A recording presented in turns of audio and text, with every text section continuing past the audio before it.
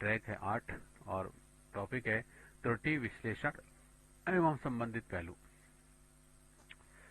शिक्षण अधिगम प्रक्रिया के दौरान छात्र सभी बातों का पूर्ण रूपेण अधिगम कर पाए या नहीं, इसकी जांच हेतु भी उनका मूल्यांकन किया जाता है। और मूल्यांकन से भी जब ये ज्ञात होता है कि कोई छात्र विशेष या फिर छात्रों का एक समूह या कुछ मामलों में गणित की संकल्पनाएं नहीं सीख पाते हैं, अर्थात उसके अधिगम में कुछ त्रुटियां फिर कमजोरियां रह गई हैं, तब इन कमजोरियों व त्रुटियों तथा उनके कारणों का सही आकलन करने हेतु भी निदानात्मक परीक्षाओं का आयोजन किया जाता है और जिनके विस्तृत विश्लेषण के तहत ही छात्रों द्वारा भी उसमें की गई त्रुटियों का भी विश्लेषण किया जाता है। इसमें यह ज्ञात करने का भी प्रयत्न किया जाता है कि छात्रों ने गणित की किस संप्रति को सीखने में गलती की है तथा उसके पीछे कारण क्या है। इस प्रकार से छात्रों की अधिगम संबंधी कठिनाइयों एवं त्रुटियों का ज्ञान प्राप्त कर उनके कारणों की खोज करना भी त्रुटि विश्लेषण कहलाता है। त्रुटि विश्लेषण विद्यार्थियों के द्वारा की जाने वाली त्रुटियों का भी गलतियों के विश्लेषण की ओर संकेत करता है और जिसका प्रयोग उनके द्वारा उनकी किसी भी अधिगम विशेष में अनुभव की जाने वाली कठिनाइयों तथा कमजोरियों का निदान करने तथा उनके आधार पर उचित उपचारात्मक कदम उठाए जाने हेतु भी किया जाता है। त्रुटियों का जो विश्लेषण करके विद्यार्थियों की कमजोरियों तथा अधिगम कठिनाइयों का निदान कैसे किया जाता है, इसमें परिचित होने में निम्न तालिकाओं में वर्णित त्रुटि विश्लेषण प्रक्रिया काफी मदद कर सकते हैं। प्रकरण के निदानात्मक परीक्षण का त्रुटि विश्लेषण है। क्रम संख्या इसमें की जाने वाली त्रुटि और निदान की गई कमजोरियों का कठिनाई और त्रुटि विश्लेषण परिणाम। जैसे क्रम संख्या 1 67 प्लस 37, यहाँ प्लस करना था जोड़ करके, तो इसमें आया 97। तो अंकों का सरल योग में विद्यार्थियों को अभी स्वामित्व अर्जित नहीं हुआ है। देखिए दूसरा 74 माइनस 41, यहाँ बराबर किया इन्होंने 31। तो यहाँ पर अंकों की सरल बाकी करने में विद्यार्थियों को अभी स्वामित्व अर्जित नहीं हुआ है। फिर है नेक्स्ट तीसरा 34 में 4 का गुणा करना है, तो इसका इन्होंने दिया 124। तो यहाँ पर दो अंकों की संख्याओं को किसी अंक से गुणा करने संबंधी सरल गुणा के प्रश्नों को भी सरल हल करने में विद्यार्थी कठिनाई अनुभव करते हैं। गुणा की मूल प्रक्रिया तथा अवधारणा से वे अपरिचित हैं। फिर है नेक्स्ट चौथा भाग दिया है 62 में 6 का भाग। तो यहाँ पर इन्होंने 7 करा इसका भाग, तो बराबर जाया 6, तो 8। दूसरा 62 को 7 से भाग दे रहे हैं, तो माइनस नीचे 62 लिख के 0। तो यहाँ पर दो अंकों की संख्या को किसी एक अंक से भाग देने संबंधी भाग के सरल प्रश्नों को भी हल करने में विद्यार्थी कठिनाई अनुभव करते हैं तथा भाग की मूल प्रक्रिया तथा अवधारणा से भी ये अपरिचित जान पड़ते हैं। फिर है नेक्स्ट पांचवा 53 प्लस 44 88। तो विद्यार्थी अति शीघ्रतावश उन्हीं अंकों को दोबारा लिखने की गलती कर जाते हैं और पूरी क्रिया नहीं करते हैं और दूसरे अंकों को पूर्ववत लिख देते हैं। जैसे आगे इन्होंने किया 42 इंटू इसमें गुणा किया 3 का, तो आया यहाँ पर इन्होंने दिखाया 46।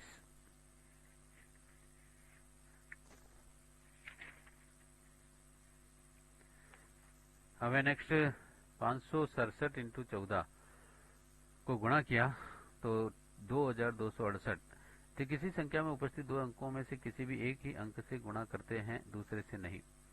फिर है 7वां भाग दिया है 721 में 8 का, तो इन्होंने नीचे लिख दिया है 720, तो यहाँ और ऊपर लिखा 90। तो विद्यार्थी भाग की क्रिया में बचे हुए शेष की अनदेखी करते हैं और क्योंकि पहला तो वे घटाने की क्रिया को पूरा नहीं करते हैं और दूसरा वे सोचते हैं कि आगे कुछ करने की जरूरत नहीं है, और तीसरा घटाने पर 1 बचेगा और उसका क्या होगा, ऐसा सोच करके आगे घटाने की क्रिया पूरी नहीं करते हैं। फिर 8वां 96 को भाग दे रहे हैं 128 से, तो यहाँ इन्होंने शून्य दिखाया। तो यहाँ पर छात्र ने ये समझकर भागफल शून्य लिख दिया कि भाजक संख्या 128 भाजक संख्या 96 से बड़ी है, अतः बड़ी संख्या का छोटी संख्या में भाग नहीं जा पाएगा। अतः 0 बाहर भाग गया और उसे भाज्य संख्या 96 के आगे 0 लगाकर भाग देने की क्रिया का ज्ञान नहीं है।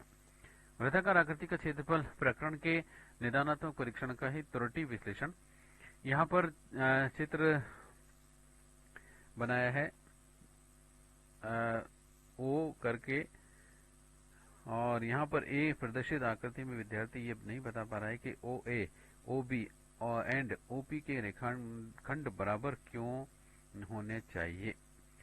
तो यहाँ पर विद्यार्थी अर्ध व्यास की अवधारणा से परिचित नहीं है। फिर दूसरा, विद्यार्थी अर्ध व्यास तथा व्यास की लंबाई मापने में गलती करता है।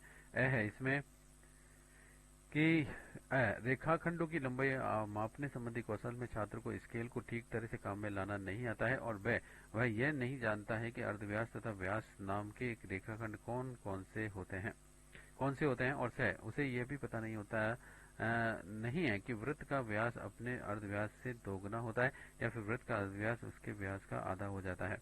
तीसरा, विद्यार्थी ये तो जानता ही है कि पाई का मान 22/7 होता है, परंतु वह इसका मान दशमलव भिन्न में नहीं बता सकता है।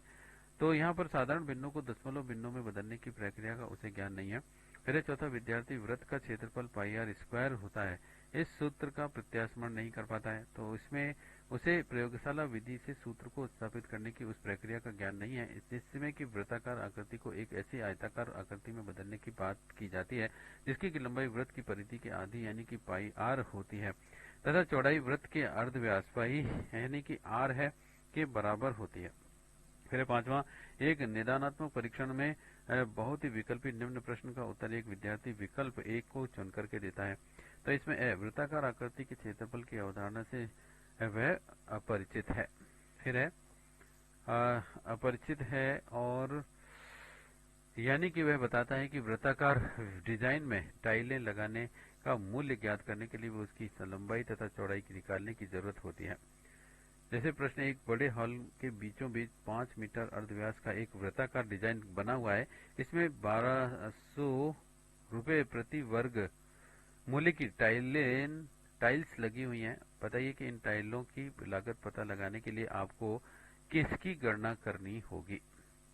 जैसे वृत्ताकार डिजाइन की लंबाई तथा चौड़ाई की, वृत्ताकार डिजाइन की परिधि की, वृत्ताकार डिजाइन के आयतन की, या वृत्ताकार डिजाइन के क्षेत्रफल की।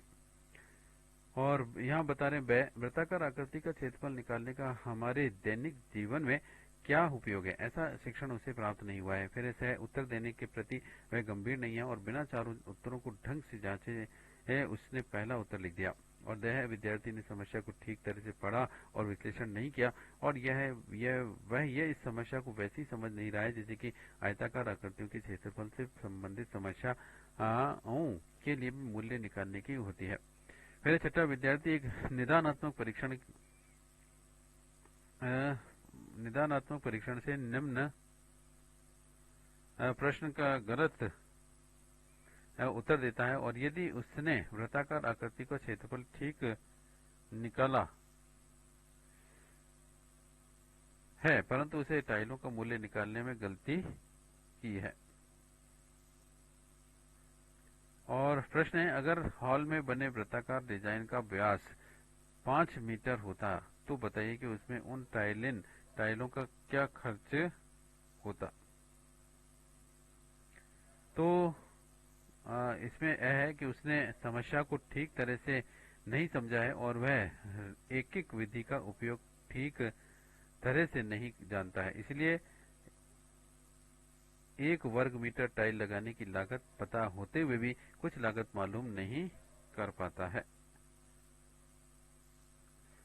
और उसके बाद वह संयोग से या फिर अपनी असावधानी वश इस अंतिम गणना में गलती कर सकता है। इसके बाद है उदाहरण। मान लीजिए कि एक छात्र का निदानात्मक परीक्षण लिए जाने पर यह ज्ञात हुआ कि वह ए प्लस यानी कोष्टक में बी प्लस सी या फिर ए प्लस बी और सी प्लस डी प्रकार के बीजगणितीय पदों को सही हल नहीं कर पा रहा है। इसके हल करने में उसे कठिनाई महसूस हो रही है। इसका त्रुटि विश्लेषण पर इसके निम्न संभावित कारणों हो सकते हैं। जैसे पहला तो उसे बीजगणितीय योग में गुणा के वितरण नियम का ठीक से ज्ञान नहीं होता है, और ज्ञान नहीं अर्थात किन्हीं दी हुई संख्याओं यथा ए बी और सी के लिए बी प्लस सी और AB+AC होता है। इस अवधारणा से ये अपरिचित है। और दूसरा, समस्या का अधिक गहराई से विश्लेषण करने पर ज्ञात हुआ कि विद्यार्थी अंकगणितीय संख्याओं में इस नियम का पालन नहीं कर पा रहा है, इसे करने में सक्षम है और इसका ज्ञान उसके द्वारा हल किए गए निम्न प्रकार प्रश्न की कार्यविधि से हुआ है। जैसे 6 इंटू 77 बराबर 6 इंटू 70 प्लस 7 बराबर 6 इंटू 70, फिर प्लस 6 इंटू 7 बराबर हो गया 420 प्लस 42 बराबर 462।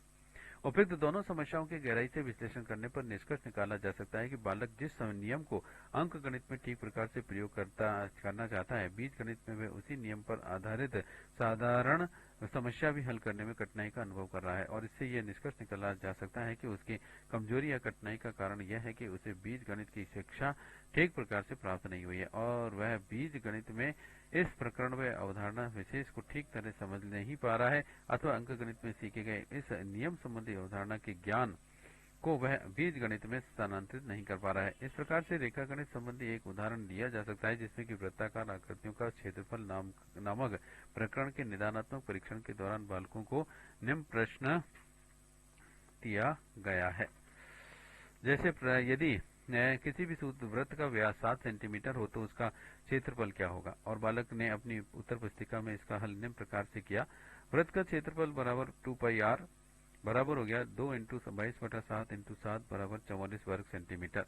बालक की उत्तर पुस्तिका के निदानात्मक विश्लेषण से ज्ञात होगा कि पहला तो बालक वृत्त की परिधि एवं उसके क्षेत्रफल संबंधी अवधारणा को अच्छी तरह समझ नहीं पाया है और उसके मस्तिष्क में यह अवधारणा स्पष्ट नहीं है। दूसरा, बालक वृत्त की त्रिज्या एवं वृत्त के व्यास में अंतर नहीं कर पा रहा है और इसका कारण यह है कि उसके वृत्त की त्रिज्या यानी अर्धव्यास एवं व्यास की संकल्पना को समझा नहीं है। और तीसरा, छात्र वृत्त के क्षेत्रफल के सूत्र πr² को ठीक प्रकार से प्रत्यास्मरण नहीं कर पाया है, और क्योंकि उसने इस सूत्र को रटकर याद किया था, समझकर नहीं। और दूसरे शब्दों में इसके लिए जो शिक्षण अधिगम किया गया था वह स्मृति स्तर पर आयोजित था और बोध स्तर पर नहीं था। बालक की उपयुक्त कमजोरी के कारण का विश्लेषण करने के बाद में उसे वांछित उपचारात्मक शिक्षण प्रदान किया जाएगा। इस प्रकार से एक निदानात्मक परीक्षण के विभिन्न प्रश्नों का उत्तर देते समय विद्यार्थी विशेष द्वारा जिस प्रकार की त्रुटियां की जाती हैं उनका उचित विश्लेषण करके हम उनकी प्रकरण विशेष की ये अधिगम से संबंधित कठिनाइयों तथा कमजोरियों तथा उनके मूल कारणों का पता लगा सकते हैं और इन्हीं को आधार बनाकर के आगे उपचारात्मक शिक्षण का ऐसा कार्यक्रम बनाया जा सकता है जिसकी अनुपालना से विद्यार्थी विशेष को उसकी अधिगम कठिनाइयों तथा कमजोरियों से छुटकारा दिलाने की कोशिश की जा सके। वस्तुनिष्ठ इस प्रकार के प्रश्न है। एक छात्र की नोटबुक को देखने से पता चला कि 2q इंटू 2² बराबर 25 और 2q बराबर 27 इंटू 25 बराबर 215, तो 2q इंटू 3² बराबर 6 की घात 6।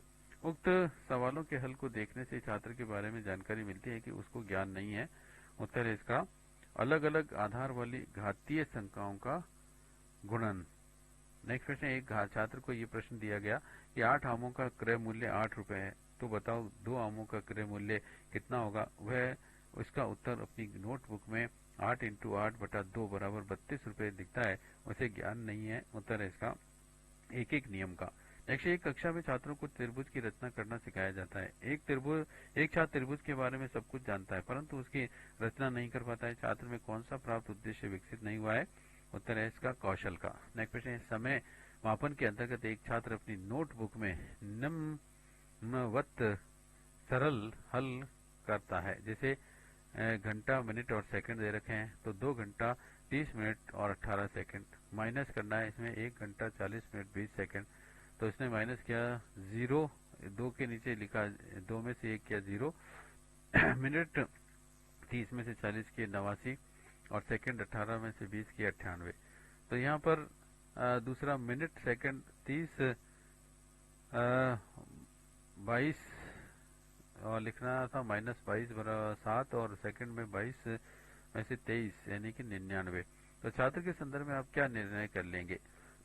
उत्तर है इसमें कि समय मापन के अंतर्गत हासिल के व्यक्कलन की अवधारणा स्पष्ट नहीं की है उसने। नेक्स्ट है कक्षा 6 व 7 व 8 के कुछ छात्र चक्रवृद्धि ब्याज की गणना करने में असमर्थ हैं। उनकी कठिनाइयों के निवारण हेतु उचित उपाय है। उत्तर है इसका, उनके लिए विषय व समूहवार उपचारात्मक कक्षाएं लगाई जावे। और नेक्स्ट है अब इसमें गणित में निदानात्मक परीक्षण उपचारात्मक शिक्षण।